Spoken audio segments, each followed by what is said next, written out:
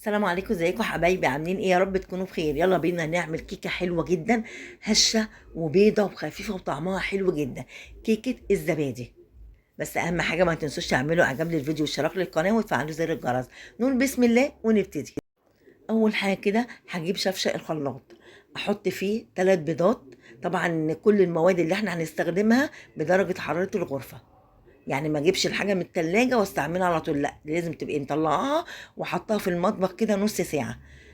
هحط 3 بيضات واحط معاها شوية فانيليا، واحط كوباية ونص سكر. حطيت كوباية وارجع احط نص تاني، يبقى كوباية ونص سكر و3 بيضات والفانيليا. واحط كمان كوباية الا ربع زبادي، او ممكن تحطي لبن رايب، اي حاجة عندك موجودة.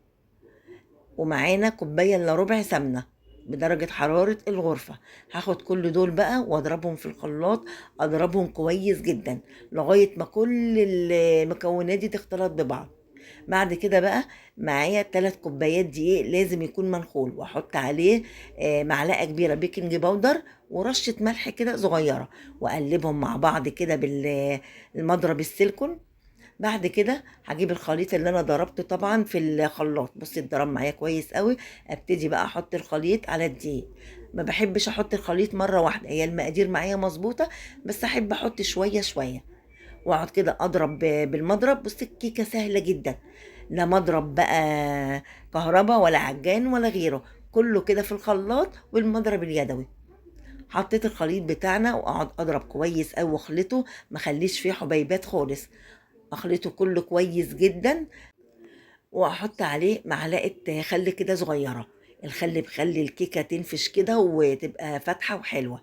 واقعد بقى اضرب تاني كويس قوي. لقيت بقى الشفشه بتاع الخلاط فيه بواقي الخليط، رحت حاطه شويه لبن صغيره ورحت حاطاه على الخليط الكيك. واقلب برضو كده، اضرب بالمضرب كويس قوي. هجيب بقى عندي صاج 25 في 25، دهنته كله سمنة كده من الجوانب ومن الأرضية، لازم علشان الكيكة ما تلزقش فيها. أدهنها كويس قوي طبعا وأنا شغالة، ببقى مشغلة الفرن على درجة حرارة 180، لازم الفرن بتاعنا يبقى سخن.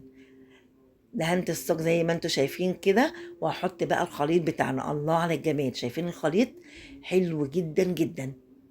وكل ده عاملينه على ايدينا بالمضرب اليدوي.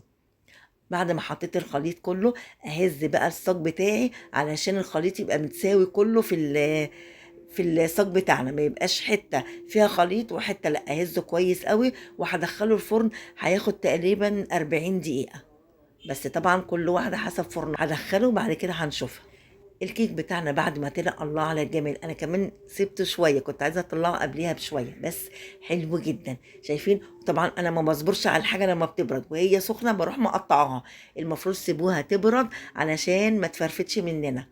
انا بقطع بصراحه على طول. بصوا قطعتها كده على 2 علشان اوريكم الجمال واوريكم ان هي هشه وخفيفه وطريه معانا، لا ناشفه ولا حاجه. وشايفينها كيك ابيض، لونها فاتح، لونها مش غامق، وحلوة جدا. ريحتها وطعمها ما اقولكوش، حلوة جدا جدا. ممكن تقطعيها بقى مربعات كده، مكعبات زي ما احنا بنقطعها، ممكن تقطعيها طرنشات رفيعة، تبقى حلوة جدا مع كوباية شاي بلبن. والف هنا بقى للفطار للعشاء في اي وقت. اعمليها بقى لاولادك وهم بيذاكروا، تشجعهم على المذاكرة. بس اهم حاجة ما تنسوش تعملوا اعجاب للفيديو، اشتراك للقناة وتفعلوا زر الجرس. والسلام عليكم ورحمة الله وبركاته.